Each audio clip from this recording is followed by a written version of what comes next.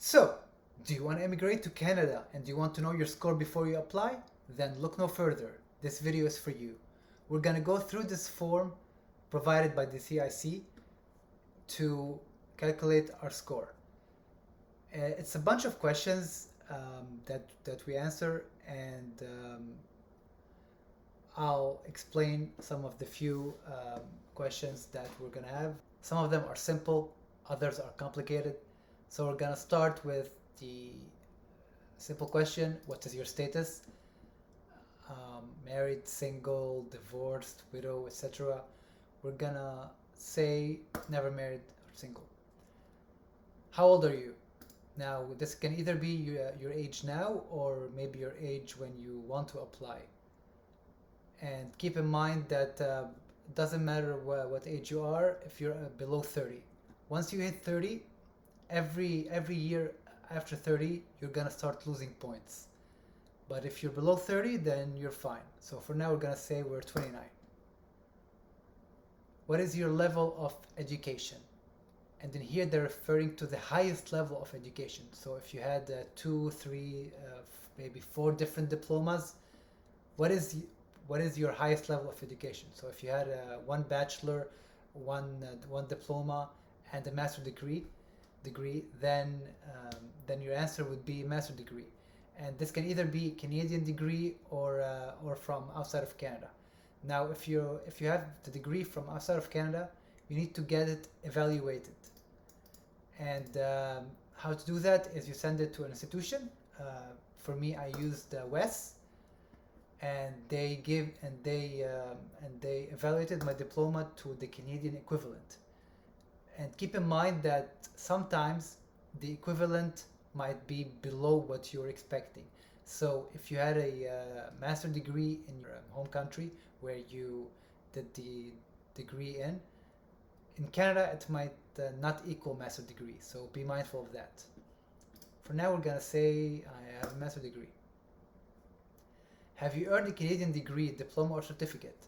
Now, this can be either the same answer as above or not. So if you were studying in Canada and you got that master degree in Canada and it is your highest level of education, then this is the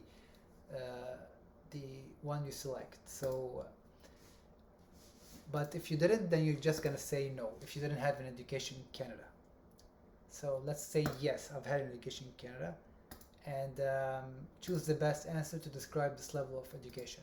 For me, I've had a diploma here, and if you finished high school here, you can say that this is your high school. So basically, put in your highest level. So if you finish high school and then after the diploma, then you'll put a diploma.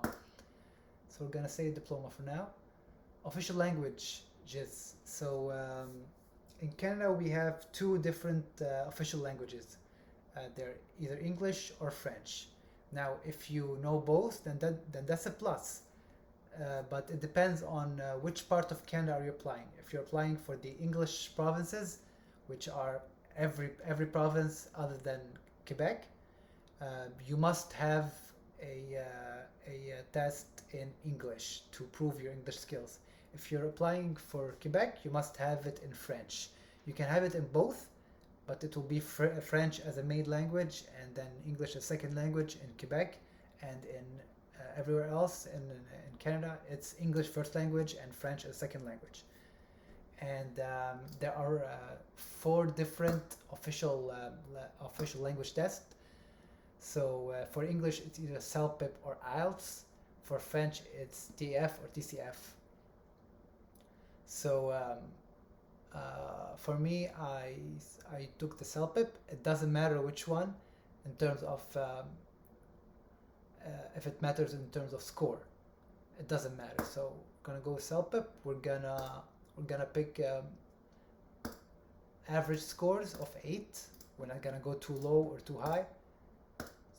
And then after they're gonna ask us about if we have other language results. So again, if other than English you know French and you want to take a language in French, then you're gonna say yes. If no, then just say not applicable. So we're gonna say for now not applicable. work experience. Now, this refers to total of work experience in the last 10 years in Canada. And for it to count as a work experience, it needs to be a skilled work experience. That means that it's either with a skill of level 0, a type A, or a type B. Now, how do you know the knock of your skill, of your job basically? You can use this link provided here. Just scroll to the bottom and you're gonna search for your job. So let's say that you work as a designer. It doesn't matter which designer, but in here you're gonna see the different options that you have. Let's say that you're a web designer, which means that you're type A, which means that you are a skilled worker. So we're gonna say yes. How much do you have? You can say basically if you have a few months of it, you're gonna say less than a year. If you have more, you're gonna say how much you have. So we're gonna select 1. In the last 10 years, how many total years of foreign skilled work experience do you have? Which means that outside of Canada, that's why they said foreign skilled work experience. So outside of Canada, in the last 10 years, how many work year experience do you have that are also with knock type A, B, or 0? So we're gonna say 1. So 1 year in Canada and 1 year outside of Canada, for example. You might have more. Do you have certificate of qualification from a Canadian province? This doesn't mean provincial nominee. Basically, if you've had this, you would know what it is. So most likely your answer here is going to be no. Do you have valid job offer supported by an LMIA, a labor market impact assessment? Meaning that if you have an employer in Canada who's going to sponsor you a work permit, he will need to do an LMIA. So if you're going through this process with an employer, you're gonna say yes. But if you're not, you're gonna say no. We're gonna say no for now. Do you have a nomination certificate from a province or territory? Meaning that, are you a provincial nominee? If you are, then yes. If no, then no. Do you or your spouse or common law partner, etc.? Meaning that if you have someone here in Canada, you're either blood related to, so a son or a sister or a parent, or your spouse is in Canada, then you must say yes. If not, then no. So we're gonna say no. And that's it. We're gonna calculate the score, and we got 468.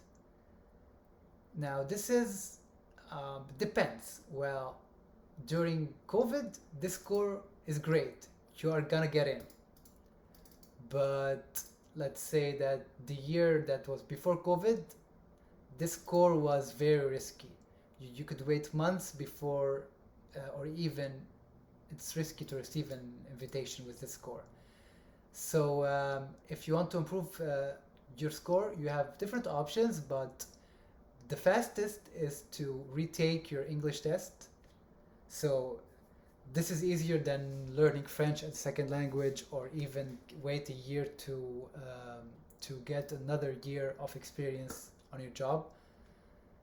And basically, if you waited a year, you might become over 30, which will decrease the score. So let's say that we're now 30 and waited a year.